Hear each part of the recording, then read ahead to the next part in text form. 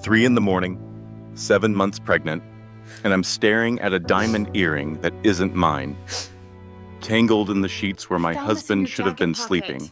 But here's what broke Who me. is she, Derek? It wasn't How could you finding do proof this of to his me? affair. It wasn't the perfume on his collar or the lipstick on his shirt. It was what he said when I showed him that earring. He looked at me, Document, he Exhibit shrugged, B, and he signed by the said one defendant word. himself, demonstrates a So? clear pattern of Like I negligence. wasn't worth the effort defense of a cannot lie deny this anymore. signature. You have the What I right didn't to know remain yet silent. was that leaving Anything would you only say be the can and beginning will of be my used nightmare. against you in a court of He law. froze my bank You have the right accounts. to an attorney. He turned my own mother against me. He filed for full custody of my unborn child, calling me mentally unstable.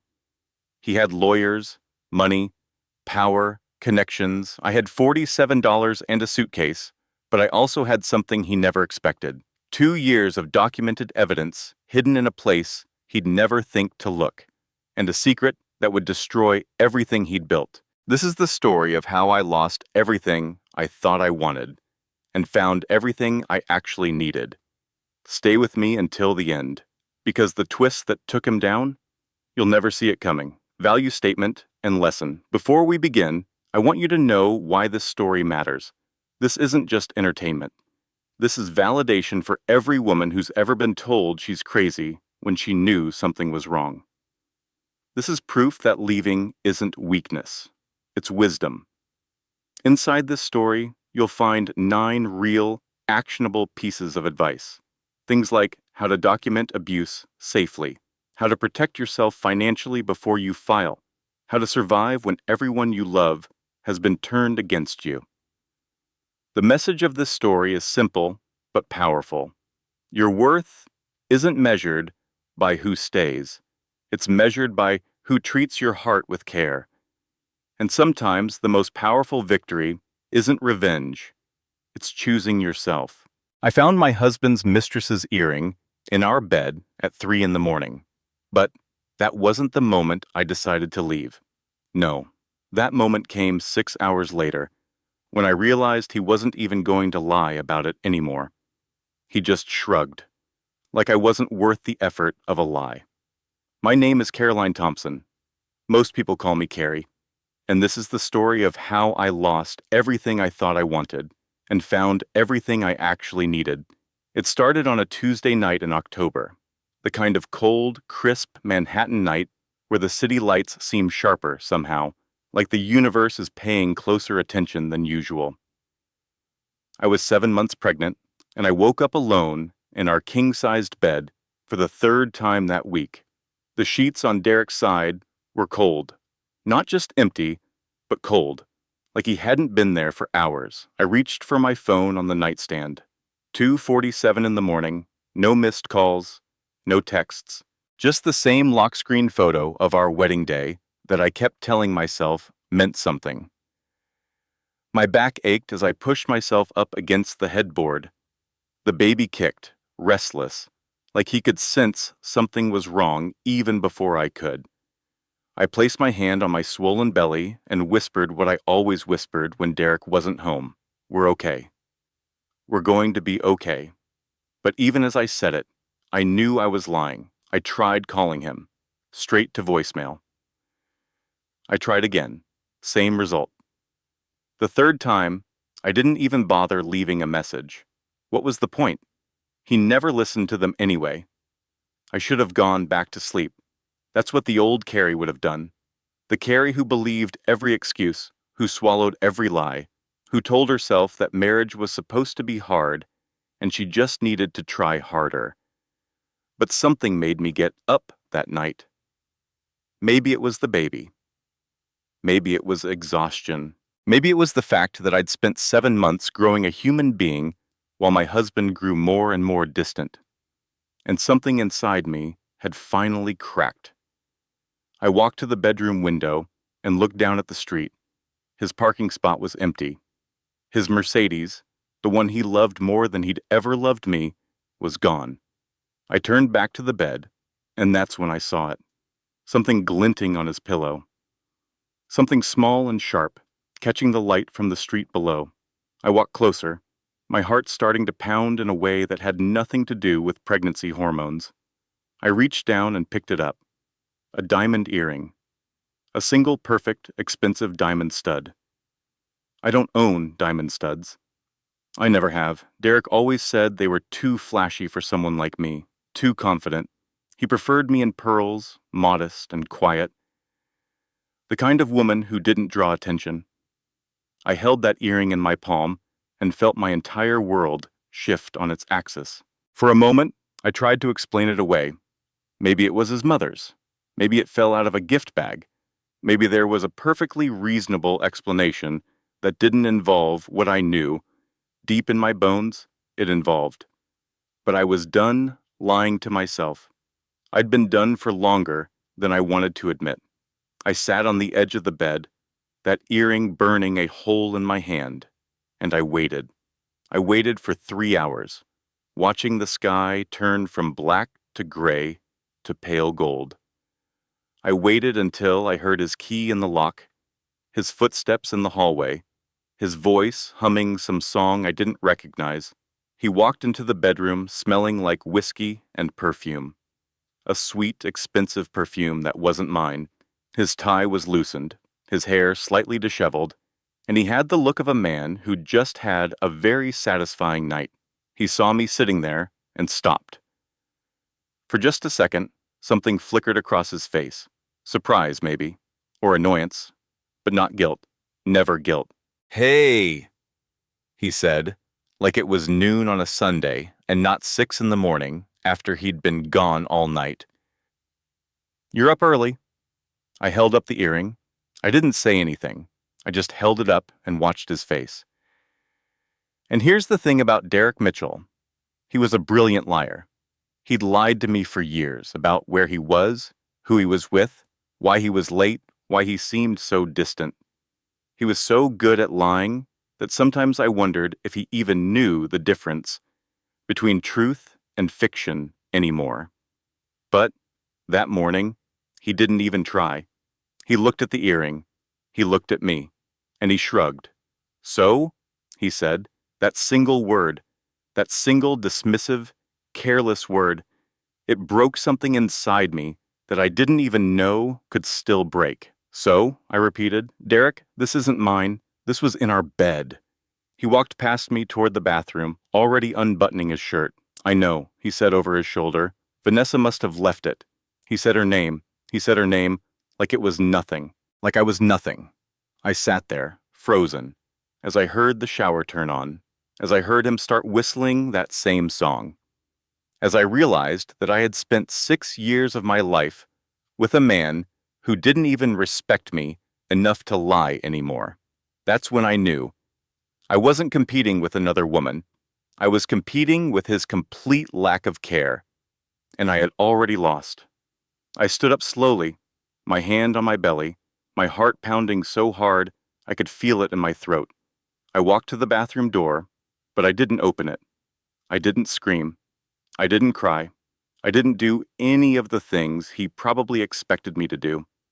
Instead, I went to the closet, to the shelf in the back where I kept my winter sweaters, to the small box hidden behind them, the one Derek would never think to look in. Inside that box was a journal. 2 years of documented incidents, 2 years of dates and times and exact quotes, 2 years of photos I'd taken of bruises I explained away as clumsiness, 2 years of text messages I'd screenshotted, 2 years of evidence that proved I wasn't crazy, that proved the things he said weren't true, that proved I had been living in a nightmare while pretending it was a dream. I'd started that journal on a whim, after a therapist I saw exactly once suggested I might be experiencing something called gaslighting. I didn't know if I believed her at the time, but something made me start writing things down, just in case. Now I understood why. If you're listening to this and something feels wrong in your relationship, start writing it down, not to prove anything to anyone else, but so you remember the truth when someone tries to rewrite it. Your memory can be manipulated.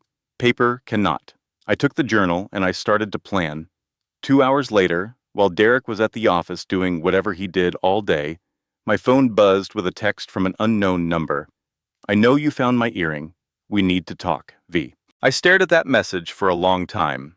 Then I typed back 2 words. Where and when? The diner Vanessa chose was on the other side of Manhattan, in a neighborhood where nobody knew my name or my husband's family. I took a cab there, paid in cash, and walked in feeling like I was about to face a firing squad. I expected to hate her. I expected to scream at her, or cry, or do something dramatic that would make me feel like the wronged woman I was. Instead, when I saw her sitting in a corner booth, I felt something I didn't expect. I felt sorry for her. Vanessa Cole was younger than me, 31 maybe, pretty in that polished corporate way that Derek always appreciated. But up close, she looked tired, worn down, like she'd been carrying something heavy for a long time. She looked up when I approached, and her eyes went straight to my belly. Something shifted in her face. Guilt, maybe, or recognition. You're further along than he told me, she said quietly. I slid into the booth across from her.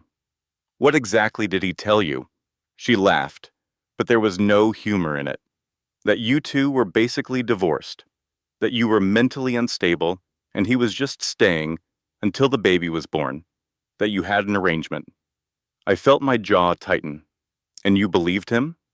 She met my eyes. I wanted to believe him. There's a difference. We sat in silence for a moment.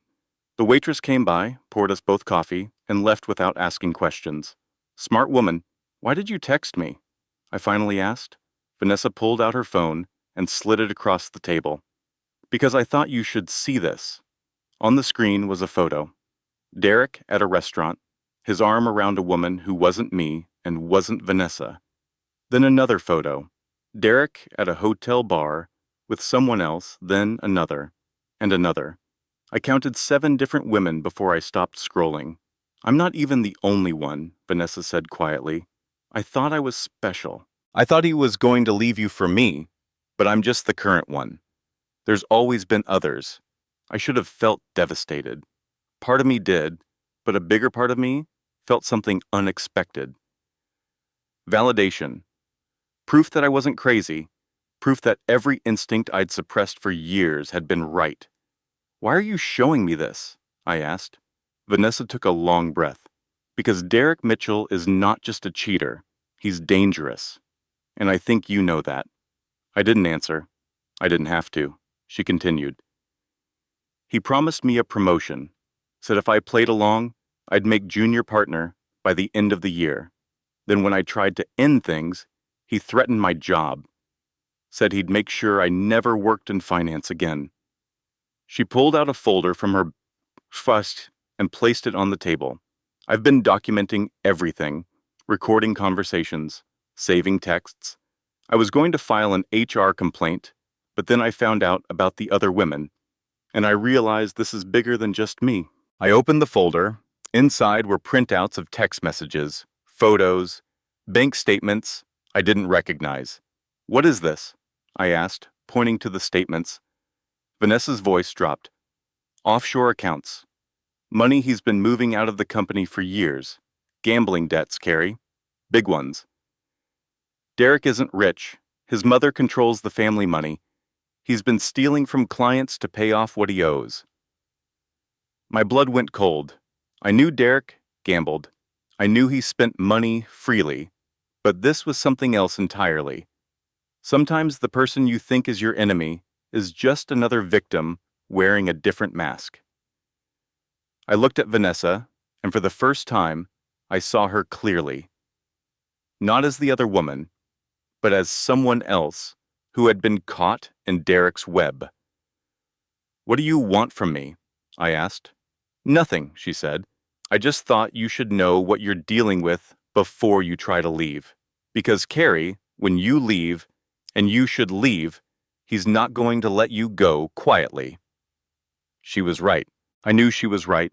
I went home that afternoon while Derek was still at work, or at the casino, or with one of his other women. I didn't know anymore, and I didn't care. I packed methodically. Documents first, My laptop, birth certificate, social security card, the journal, then clothes. Not everything, just enough. Prenatal vitamins.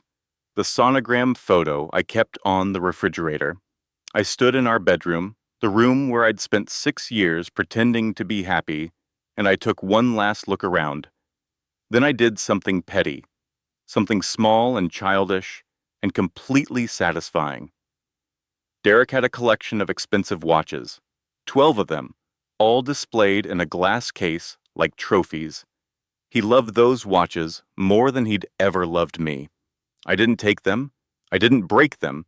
I just reset every single one to a different, wrong time zone. Tokyo, London, Sydney, Moscow. It was stupid, it was juvenile, and it made me feel better than anything had in years. I left my wedding ring on the kitchen counter. Next to it, I placed a single note. I know everything. Do not contact me. Then I walked out the door with $47 in my checking account, a suitcase full of evidence, and a baby in my belly who deserved a better life than the one I'd been living. I checked into a motel on the outskirts of the city, paid cash for 3 nights, sat on the thin mattress, and finally let myself cry. Then I picked up my phone and called the number I'd been avoiding for 3 years. Rachel answered on the first ring. Carrie? Her voice was cautious but warm. Oh my God, Carrie, is that you? Rachel Dawson had been my best friend since college, my maid of honor at my wedding.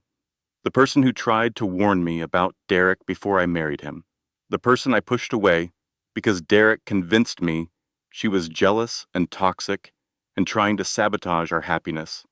I hadn't spoken to her in 3 years, but when I heard her voice, I broke down completely. I left him, I sobbed. Rachel, I finally left him. There was a pause. Then her voice came through, steady and fierce. I've been waiting for this call. Tell me where you are. I'm coming to get you. That night in Rachel's guest bedroom, with her cat curled up at my feet and her reassurance ringing in my ears, I slept better than I had in years. I didn't know yet that Derek had already made a phone call of his own, that he was already planning his counterattack, that the war I thought I was starting had actually begun long before I ever found that earring. But for one night, I felt something I'd almost forgotten existed. Hope. Rachel's apartment became my command center.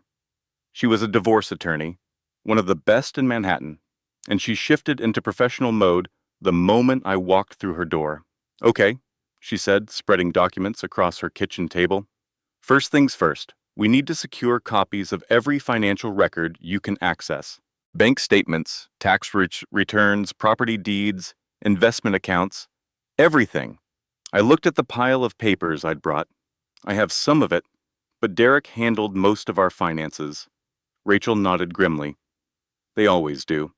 Before you file for divorce, get copies of everything you can. Once you file, things have a way of disappearing. Over the next 48 hours, we built a case. Rachel made calls to colleagues, gathered information, started drafting paperwork. I felt like I was finally taking control of my life for the first time in years. On the 3rd day, I had a doctor's appointment. My OB, Dr. Patterson, had been seeing me throughout my pregnancy.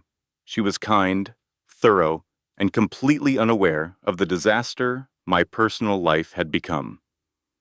The ultrasound showed a healthy baby boy. Strong heartbeat, good movement. Right on track for delivery in 8 weeks. Is Dad coming today? The ultrasound tech asked cheerfully. I smiled tightly. He's taking a permanent vacation. The tech raised an eyebrow, then laughed softly. Honey, I've heard that one 4 times this week alone. You're definitely not alone. Something about her casual acceptance made me feel better. Like I wasn't a failure, like I was just another woman making a hard choice, like there was a whole community of us out there, surviving and rebuilding. After the appointment, I met Rachel at the courthouse to file for divorce.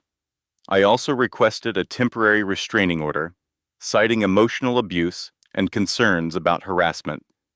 The clerk took my paperwork with a sympathetic nod. Filing fee is $350, she said. Rachel pulled out her credit card before I could even reach for my wallet. Consider it a gift, she said, and a down payment on watching that man get exactly what he deserves. We celebrated that night with pizza and sparkling water, since I obviously could not drink. Rachel raised her glass in a toast.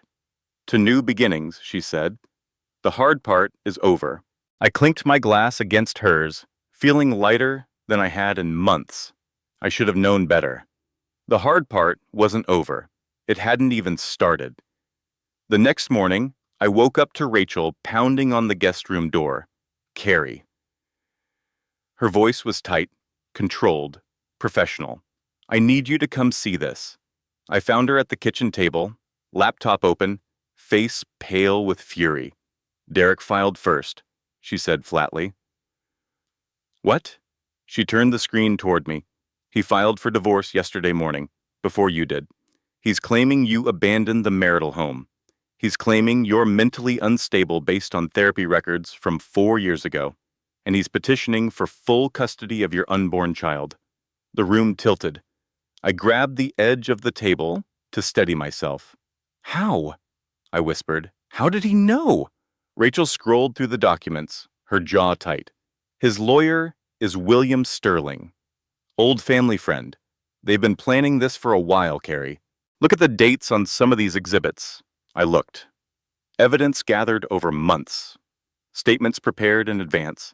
A psychiatric evaluation of Derek, claiming he was concerned about his wife's mental health. Character witnesses already lined up. This wasn't a reaction to me leaving. This was a trap. He'd been building this case while I was still trying to save my marriage. But it got worse. Rachel's phone buzzed. She looked at it, and her face went gray. They've frozen your accounts, she said quietly. All of them. Joint and individual. There's a note here from the bank about a clerical error removing your name from the primary checking account. I felt the blood drain from my face. I had $47 left. $47, a suitcase of clothes, and a baby due in 8 weeks. Rachel, I can't, I started, but my voice cracked. She grabbed my hands. Listen to me. This is what men like Derek do. They weaponize the system against women who try to leave. But we're going to fight back. I've seen this before, and I've won before. She pulled up another document. Emergency custody hearing, 3 days from now. We need to be ready. I nodded, numb, trying to process what was happening. Then my phone buzzed. A text from my mother. Caroline, Derek called. He's very worried about you. He says you've been having episodes again. Please come home so we can get you the help you need. We all love you. I stared at that message for a long time. My own mother. Derek had gotten to my own mother. Rachel read over my shoulder. How long has he been in contact with her? I shook my head. I don't know. We don't talk much. She never really approved of my career, my choices. Derek was always so charming with her. Rachel's voice was gentle but firm. Carrie, this is what he does. He isolates you, then he controls the narrative. But we have your journal. We have evidence. We're not going to let him win. I wanted to believe her. I really did. But sitting in that kitchen, with my bank accounts frozen and my family turned against me, and a custody battle looming over an unborn child, I felt something I hadn't felt since I left. Doubt. Crushing, overwhelming doubt.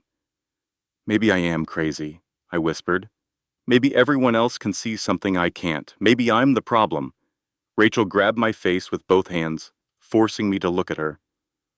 Caroline Thompson, she said fiercely, you are not crazy. You are not the problem. You are a woman who has been systematically abused by a narcissist for 6 years, and you finally had the courage to leave. That journal you kept is the sanest thing I've ever seen. Tears spilled down my cheeks. We're going to fight, Rachel said, and we're going to win. But first, we're going to eat breakfast, because you're growing a human and you need protein. She let go of my face and walked to the refrigerator, pulling out eggs and bread with determination. I sat at that table, wiped my eyes, and tried to remember how to breathe. The hearing was in 3 days. Derek had been planning this for months, and I was starting from nothing. But I wasn't alone. For the first time in 6 years, I wasn't alone. That had to count for something. The courthouse was cold, not just in temperature, but in atmosphere. All hard marble floors and fluorescent lights and the distant sound of people's lives being dissected by strangers in black robes. I sat at the defendant's table, which still felt wrong, even though Rachel had explained I was technically the respondent, now since Derek filed first. My hands were folded in my lap, trying not to shake. Derek sat across the aisle with his lawyer, William Sterling. He was wearing his best concerned husband expression, complete with worried brow and clasped hands. He looked like a man deeply troubled by his wife's mental deterioration. He looked like a man who'd practiced this in front of a mirror. Judge Patricia Coleman presided over the emergency hearing. She was in her late 50s, with gray-streaked hair and glasses perched on her nose. Rachel had told me she was fair but no nonsense, that she'd seen every trick in the book. I hoped that was true. Derek's lawyer spoke first, painting a picture of a troubled young woman who had abandoned her marital home without warning. He referenced my therapy records from years ago, when I'd sought help for anxiety and was briefly prescribed medication. He suggested I was off my medication now and spiraling. Your Honor, William Sterling said gravely, my client is simply concerned for the welfare of his unborn child. Mrs. Mitchell has demonstrated erratic behavior, isolation from family and friends, and now complete abandonment of her support system. I wanted to scream. I wanted to stand up and tell everyone that he was the reason I was isolated, that he'd spent years cutting me off from everyone who might have seen the truth. But Rachel had warned me, stay calm, don't react, let them show their hand. Then it was our turn. Rachel stood, her voice steady and professional. Your Honor, my client left the marital home after discovering her husband's extramarital affair. She has documentation of emotional abuse spanning 2 years, and I would like to submit into evidence this journal. She held up my journal, the one I'd kept hidden in a box of tampons for 2 years. William Sterling objected immediately. Your Honor, this journal is self-serving hearsay. It proves nothing, except that Mrs. Mitchell has paranoid tendencies. Judge Coleman held up her hand. I'll review it. Continue, Counselor. Rachel walked through the entries. Dates, times, specific incidents, photos of bruises I'd documented, screenshots of text messages where Derek berated me for imaginary failures. I watched the judge's face as she reviewed the evidence. It was impossible to read. Then Rachel called her ace card. Your Honor, I'd also like to note that Mr. Mitchell's petition for full custody is based on claims of mental instability. Yet according to his own filing, he was unaware of any concerning behavior until his wife left 3 days ago. If she was so unstable, why did he wait until she left to express concern? William Sterling stood. Your Honor, my client did not want to alarm his wife during her pregnancy. Judge Coleman looked over her glasses at Derek.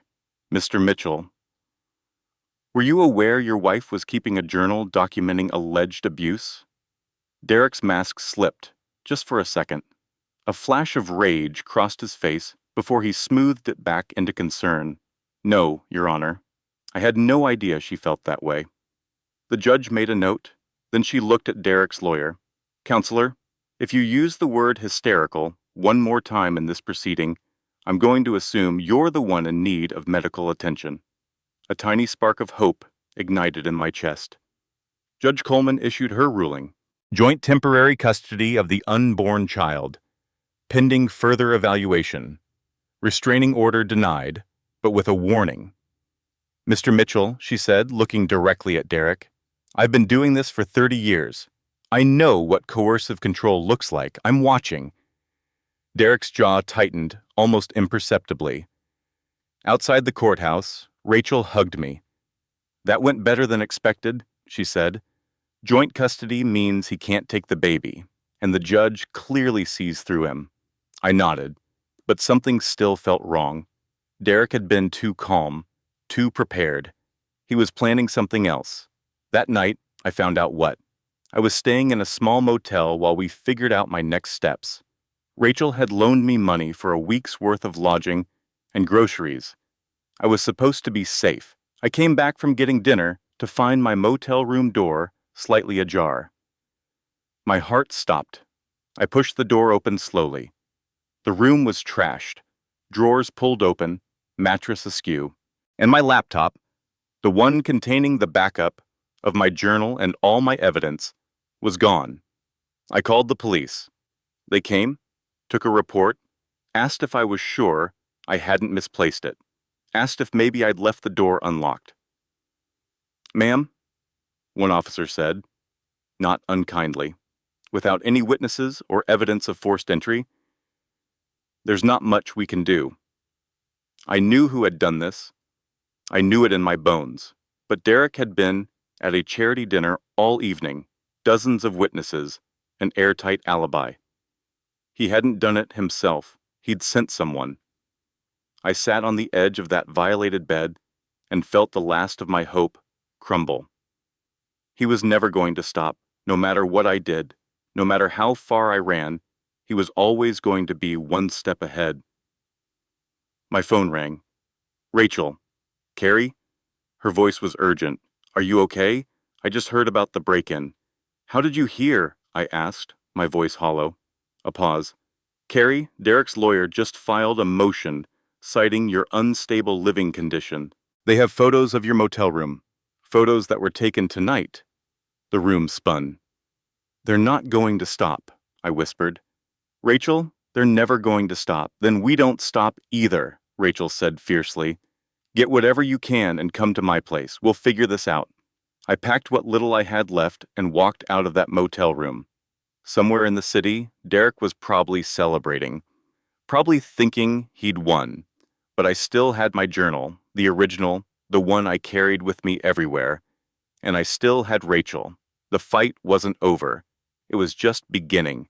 When you lose everything, you find out who was real all along. I couldn't stay with Rachel forever. Her apartment was too easy for Derek to find, and his lawyers were already making noise about my living situation. I needed somewhere off the radar, somewhere he'd never think to look. I found it in the form of a small apartment above a coffee shop in Brooklyn. The landlord's name was Tommy Henderson. He was 42, with kind eyes and paint-stained jeans, and an 8-year-old daughter named Lily, who had absolutely no filter. "Dad says you're growing a baby," Lily announced the first time she saw me. "Can I watch it come out?" I burst out laughing despite myself. The first real laugh I'd had in weeks. Tommy looked mortified. "Lily, oh my God, you can't just say things like that. I'm so sorry. She has no filter whatsoever." "It's fine," I said, still laughing. "Honestly, it's refreshing." Tommy showed me the apartment. It was small, just a bedroom, a tiny kitchen, and a bathroom that had clearly been remodeled in the 1980s. But it was clean, it was quiet, and most importantly, it was $500 a month. I can't really afford that much right now, I admitted. "My accounts are frozen. I'm waiting on." Tommy held up his hand. "First month free. Place has been empty for a while anyway." "You don't even know me," I said. He shrugged. "I know you're pregnant and you're running from someone. That's enough." I moved in that afternoon. Tommy helped me carry my single suitcase up the narrow stairs. Lily supervised, offering commentary on my organizational choices. "You should put the lamp over there," she said.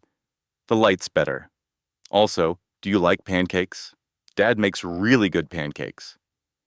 I started rebuilding my life one small piece at a time. During the day, I took whatever freelance interior design work I could find.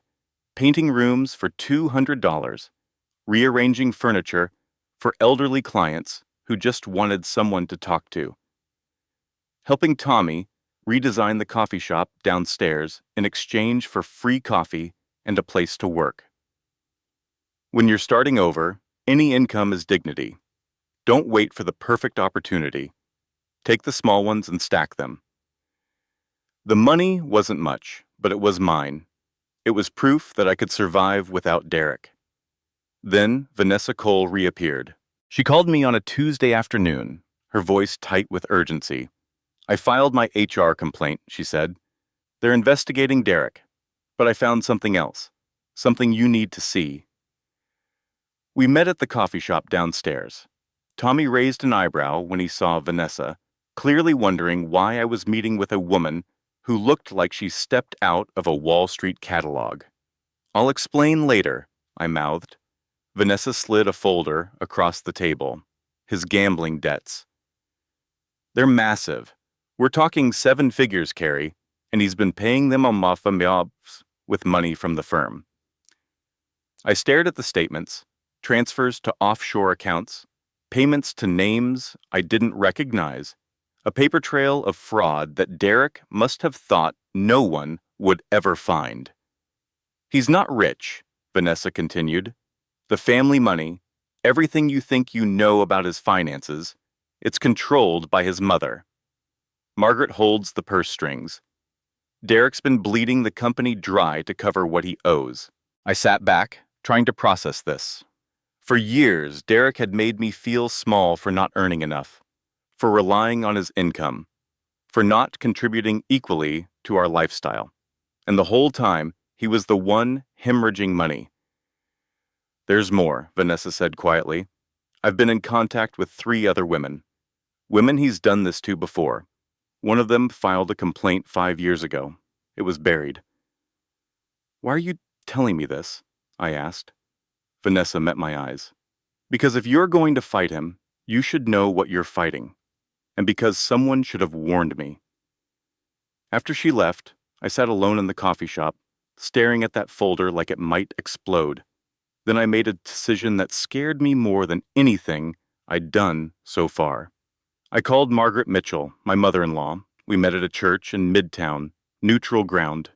I arrived first, clutching my bag with the evidence inside, half expecting her to show up with Derek and his lawyers. Instead, she came alone. She looked older than I remembered, more tired, something haunted in her eyes. Caroline, she said, sitting down in the pew beside me. I wondered when you'd call. I cut straight to it. I know about Derek's gambling. I know about the embezzlement. I know about the other women. Margaret was quiet for a long moment. I know too, she finally said. I've always known what my son is. He's his father's son, and I spent 40 years pretending that was fine. She turned to look at me, and I saw tears in her eyes. Did Derek tell you how his father died? Heart attack, he always said. Clean and quick. I nodded. Margaret shook her head. Walter died of an overdose. Pills and alcohol. We covered it up to protect the family reputation. But the truth is, he was a cruel man who destroyed everyone around him and then destroyed himself. And I watched my son become exactly like him. I didn't know what to say. I let it happen, Margaret continued. I funded his lifestyle, cleaned up his messes, looked away when I should have spoken up. I told myself I was protecting him. But really I was just scared. Her voice broke. That baby you're carrying deserves better than what Derek can give, and so do you. I reached out and took her hand. It was shaking. Will you help me? I asked. Margaret squeezed my fingers. I'll do more when help. I'll testify. I'll provide financial records. I'll tell the court exactly what kind of man my son really is. She met my eyes with a fierceness I hadn't expected. It's time someone stopped him. And if his own mother won't do it, who will? For a few beautiful weeks, everything seemed to be turning around. Margaret provided financial records showing Derek's embezzlement. The HR investigation at his firm escalated, and Derek was suspended pending review. My freelance business was growing slowly but steadily. And then there was the baby shower. Rachel organized it with enthusiastic assistance from Lily Henderson, who had appointed herself assistant party planner and took her duties very seriously. "The onesie I picked out is the best one," Lily announced to everyone who would listen. "It says, 'My mom is tougher than your dad.'" Tommy groaned. I absolutely did not approve that message. Rachel grinned. I absolutely did. It was a small gathering. Rachel, Tommy, and Lily, a few clients who had become friends, and to my shock, Margaret, who arrived with a handmade blanket she'd crocheted herself. "I didn't know you made things," I said, touched. "I used to," Margaret replied. "Before Walter made me feel like my hobbies were embarrassing. I've started again." That night, surrounded by people who actually cared about me, I allowed myself to hope, to believe that maybe, just maybe, I was going to be okay. The custody hearing was scheduled for the following week. Rachel was confident. "We have Margaret's testimony, the financial records, Vanessa's documentation. Derek's lawyers are scrambling. The judge already doesn't like him. This is going to work." The hearing went better than I could have imagined. Margaret took the stand and testified against her own son. She detailed his behavior patterns, his manipulation tactics, his history of lying and control. She cried when she talked about watching him become his father. Derek sat stone-faced through her testimony, but I could see the fury behind his eyes. The financial evidence came next. Clear documentation of embezzlement, money trails leading to offshore accounts, payments to gambling organizations that operated in legal gray areas. Derek's lawyer tried to argue that the finances were complicated, that there were explanations that his client was being unfairly targeted. Judge Coleman was unmoved. "Mr. Mitchell," she said, "the court is deeply troubled by the pattern of behavior demonstrated here.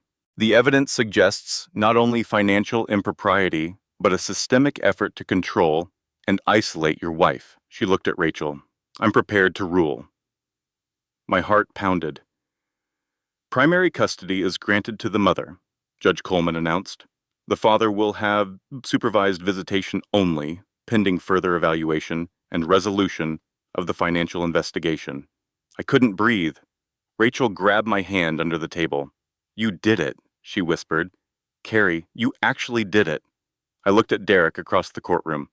For once, he wasn't wearing his mask. For once, I could see him clearly. Small, cornered, furious. I allowed myself to believe it was over. That night, I went into labor 6 weeks early. "The stress," the doctor explained later, "your body has been through tremendous strain." Rachel drove me to the hospital at 90 miles an hour, running red lights and cursing at traffic. The delivery was hard. Hours of pain and fear and medical professionals speaking in urgent tones. But at the end of it, I heard the most beautiful sound in the world. My son's first cry. He was small, just over 4 pounds, but he was alive. They took him to the NICU for observation, but the doctors assured me he was stable. A fighter. I named him James, after my grandfather, a man who never gave up on anything. I was still in my hospital bed, exhausted but hopeful, when a process server walked through the door. "Caroline Mitchell?" He held out a manila envelope. "You've been served." My blood ran cold. Derek's lawyer had filed an emergency motion. They claimed my early labor proved I couldn't handle the stress of parenthood. They had photos of my apartment in Brooklyn, clearly staged to look messy and chaotic.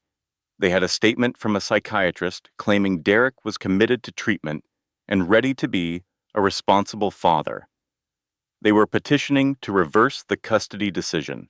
I held that envelope in my shaking hands, my newborn son in the NICU, my body still recovering from giving birth. And I felt something break inside me. Rachel arrived within the hour, fury radiating off her. "They staged this," she said.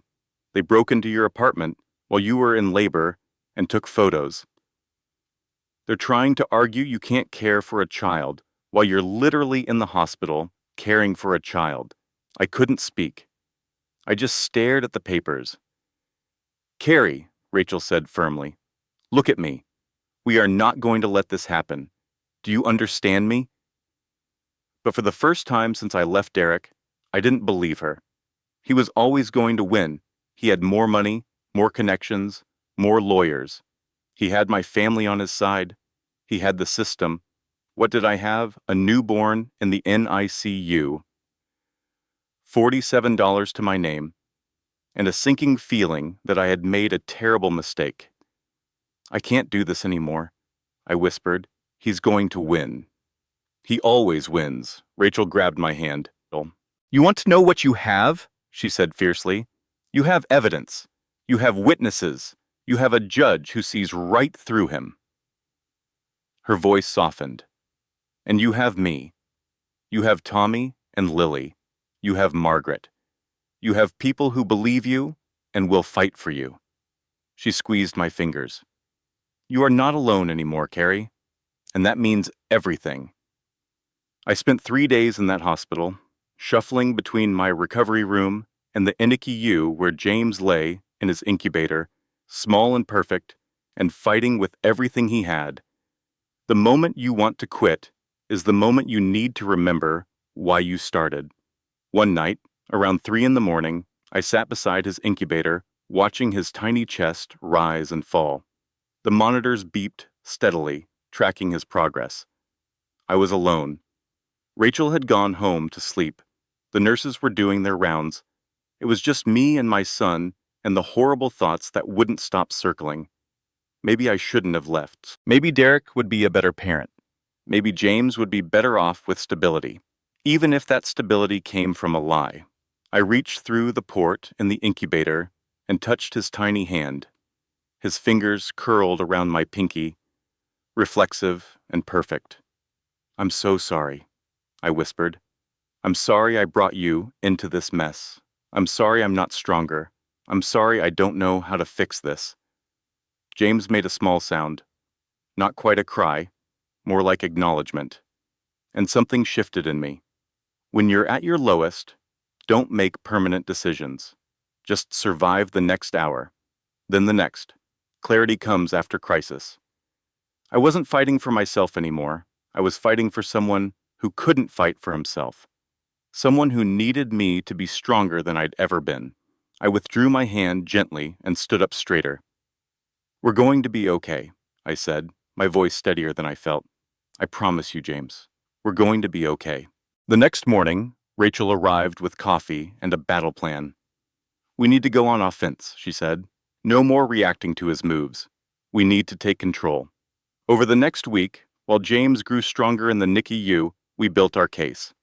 Vanessa delivered the final piece. Recordings. Actual recordings of Derek threatening her, bragging about what he'd done, admitting to staging the photos of my apartment. I should have gone to the police earlier, Vanessa said, but I was scared. He made me believe no one would believe me. I know, I said. He's good at that. Tommy agreed to testify as a character witness. He wrote a statement that made me cry when I read it. I've seen Carrie at her worst, he wrote, at 3 in the morning, with swollen feet, doing freelance work just to afford diapers. That's not someone who gives up. That's someone who fights. Even Lily contributed, in her own way. I drew a picture for the judge.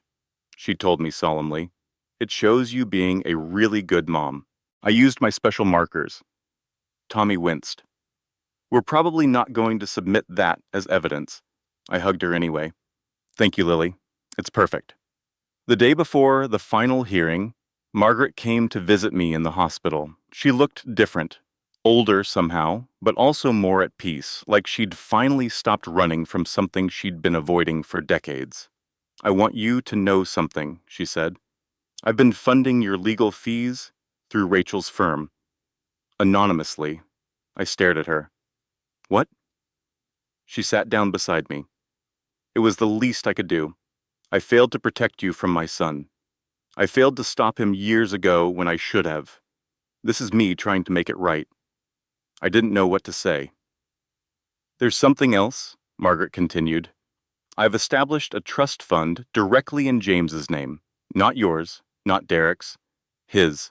Protected money that will be there for his education, his future. Derek can't touch it. My eyes filled with tears. Margaret, I can't. You can, she said firmly. You're giving my grandson a chance at a normal life. Let me help make sure he has one. She reached out and took my hand. My husband controlled me for 40 years. I told myself it was love.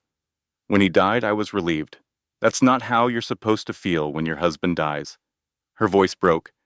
I will not watch that cycle continue with my grandson. I refuse. I squeezed her hand, and for the first time, I felt something like hope. Not the fragile, desperate hope I'd felt before. Something stronger. Something built on evidence and allies, and the stubborn refusal to give up. James was coming home from the NICU in 2 days. The final hearing was in 3. One way or another, this was about to end. The courtroom was packed. Word had spread about the Mitchell case, journalists in the back rows, former colleagues of Derek's who wanted to watch him fall, women who had heard rumors and wanted to see if they were true. I sat at the plaintiff's table, Rachel beside me, James safely at home with Tommy and Lily, who had taken her babysitting duties more seriously than anything in her 8 years of life. Derek sat across the aisle, flanked by 2 lawyers now. He'd upgraded his legal team, probably using the last of whatever credit he had left. He looked confident, polished. The concerned father act was in full effect. But I saw the cracks, the slight tremor in his hands, the way his eyes darted around the room, calculating, planning. He was scared. He just didn't know yet how scared he should be. Judge Coleman called the hearing to order. Rachel presented our case methodically. The journal entries, the financial records, the testimony from Margaret, the photos Derek's team had submitted as evidence of my unfit living conditions, which we now proved were taken during a staged break-in while I was in labor. Your Honor, Rachel said, we have receipts from a locksmith showing that someone picked the lock on Ms. Thompson's apartment the same night these photos were taken. We have security camera footage from the coffee shop below showing an unidentified man entering and leaving the building. Derek's lawyer objected, but Judge Coleman waved him off. Then Rachel played the recordings. Vanessa's voice came through first, small and scared. Derek, please. I said I don't want to do this anymore. Then Derek's voice, cold and controlled. You don't get to say no. Not after everything I've done for you. You think anyone will believe you? You're nothing. A junior associate. Nobody remembers. I'll destroy your career before you finish your sentence. The courtroom was silent. Another recording. Derek talking to someone on the phone. The photos are taken care of. She won't know what hit her. By the time she gets out of that hospital, I'll have full custody and she'll be lucky if she sees that kid once a month. Derek's face went pale. Those are doctored, he said loudly. Those are fake. She's manipulating. Mr. Mitchell, Judge Coleman said sharply, you will remain silent. That's when the doors at the back of the courtroom opened. 2 men in suits walked in. FBI badges visible on their belts. Derek Mitchell, one of them said. Stand up, please. Derek looked at his lawyers, confusion and panic warring on his face. Mr. Mitchell, you're under arrest for embezzlement, wire fraud, and conspiracy to commit financial crimes. You have the right to remain silent. The courtroom erupted. Journalists scrambling for their phones, spectators murmuring, Derek's lawyers looking like they wanted to disappear into the floor. Derek was handcuffed in the middle of his own custody hearing, led out past the same people he'd spent years impressing and manipulating. As he passed my table, he stopped, looked at me with pure hatred. This isn't over, he hissed. One of the agents pushed him forward. Actually, it is. The hearing resumed after a brief recess, but it was mostly a formality. Judge Coleman granted full custody to me. Derek's parental rights were suspended pending the outcome of his criminal trial. The restraining order I'd requested months ago was finally granted. Ms. Thompson, Judge Coleman said, looking at me directly, the court recognizes the extraordinary abuse you've endured. You've shown remarkable strength. I stood, my legs shaky, my heart pounding. Thank you, Your Honor. But it's Ms. Thompson now. I'm taking my name back. Outside the courthouse, Vanessa was waiting. There's something you should know, she said. I wasn't just collecting evidence for HR. I frowned. What do you mean? She smiled just a little. The FBI approached me 6 months ago. Complaints from other women, financial irregularities they were tracking. They asked me to help. I stared at her. You were working with the FBI the whole time? Vanessa nodded. Derek's affair with me wasn't just an affair. It was part of an undercover operation. He thought he was using me. He never even suspected. I laughed. I couldn't help it.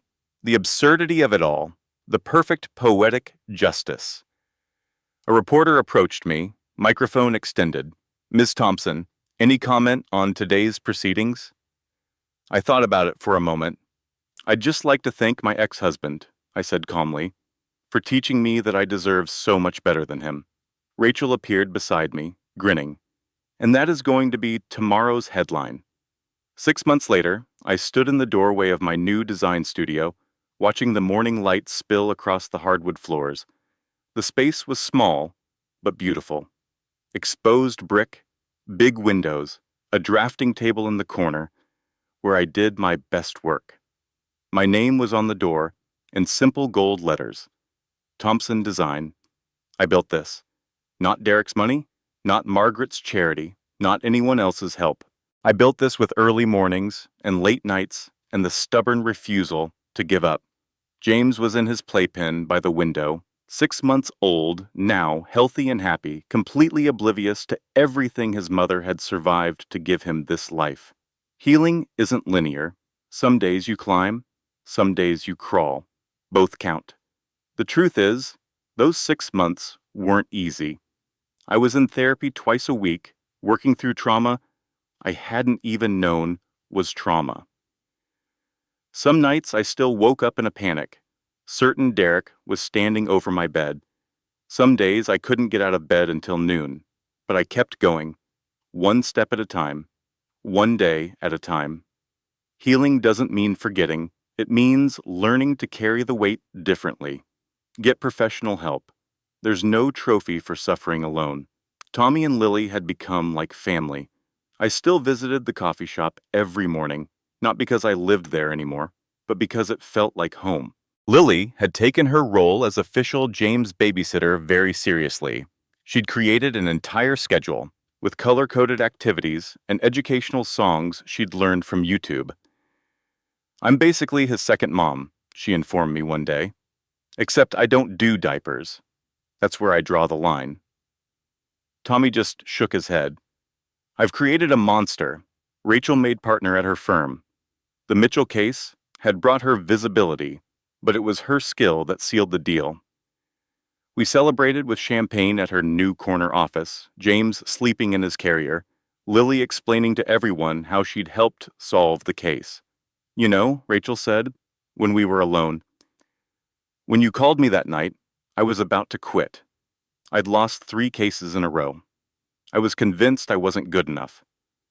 I looked at her, surprised. You never told me that. She shrugged. You had enough on your plate. But my point is, you saved me too. You reminded me why I became a lawyer in the first place. The people you reconnect with during your hardest times are the ones worth keeping forever. Margaret visited once a month to see James. Our relationship was complicated, full of unspoken history and generational pain, but we were trying. She donated most of the Mitchell family wealth to domestic abuse organizations. The irony wasn't lost on either of us. I can't undo 40 years of looking away, she told me during one visit, but I can make sure the money does some good. Derek's trial was ongoing. The financial crimes alone were enough to keep him in prison for years. Multiple women had come forward with their own stories, their own evidence. The man who thought he was untouchable was learning just how wrong he'd been. I didn't go to the trial. I didn't need to. That chapter of my life was closed. One evening, I attended a gallery showing of my design work. The owner had featured one of my projects as part of an emerging designers exhibit. I stood in front of my photos, James in my arms, and watched strangers admire something I'd created. Rachel was there, Tommy and Lily, even Margaret hovering awkwardly in the corner, but there nonetheless. I looked at the faces of the people who had helped me survive the worst years of my life. I made it, I thought. We actually made it. For the first time in longer than I could remember, I felt something that wasn't survival. I felt happy. 1 year after I left Derek, I received a letter. It came to my studio, forwarded from my old address. The envelope was plain, the handwriting careful and familiar. Derek. My hand shook as I opened it. Caroline, I know you probably don't want to hear from me, but I need you to know that I've changed. Prison has given me time to reflect on my mistakes. I've been attending therapy, working on myself. I'm not the man I was. When I get out, I'd like to be a part of James's life. He deserves to know his father. I'm willing to do whatever it takes to prove I'm different now. Please consider it. Derek. I read the letter 3 times. Each time, I felt the old fear try to creep back in. The fear that had kept me frozen for 6 years. The fear that had almost destroyed me. Old Carrie would have panicked. Old Carrie would have spent days agonizing, doubting herself, wondering if maybe he really had changed. But I wasn't old Carrie anymore. I picked up my phone and called Rachel. He wrote me from prison, I said. Standard manipulation? Standard, Rachel confirmed. They almost all do it. I'll handle the response. I hung up and looked at the letter one more time. Then I put it in the shredder. Healing isn't the absence of fear. It's fear no longer being in the driver's seat. A week later, the gallery owner approached me with an opportunity. There's a project in California, she said. A boutique hotel looking for a complete interior redesign. They saw your work at the exhibit. They want you specifically. I stared at her. California? It would mean travel, risk, believing in yourself. Old Carrie would have said no. Too scary, too uncertain, too much. New Carrie looked at James, playing happily on the floor of her studio, surrounded by fabric samples and design sketches. When do I start? I asked. The night before I was supposed to leave for the initial consultation, I couldn't sleep. I wandered around my apartment, checking on James, touching the furniture I'd chosen myself, the art I'd hung on walls that belonged only to me. 1 year ago, I had $47 and a suitcase and a baby in my belly. I had no job, no friends, no family who believed me. Now I had a business, a community, a son who was thriving, a future that belonged to me. I walked to my bedroom closet, to the top shelf where I kept things I wasn't sure why I was keeping. Inside a small box was my wedding ring. I'd held onto it for a year. I told myself it was in case I needed to sell it. But the truth was, I wasn't ready to let go. Some small, scared part of me was still waiting, just in case. I held the ring in my palm. It was beautiful, actually. 3 carats, flawless, exactly what Derek wanted everyone to see. It meant nothing to me anymore. The next morning, I took James to the East River. It was a beautiful day, the kind of crisp, golden autumn morning that makes you believe anything is possible. I held James on my hip, his small hands grabbing at my hair, and I looked out at the water. I used to think leaving was the hardest part, I said softly. It wasn't.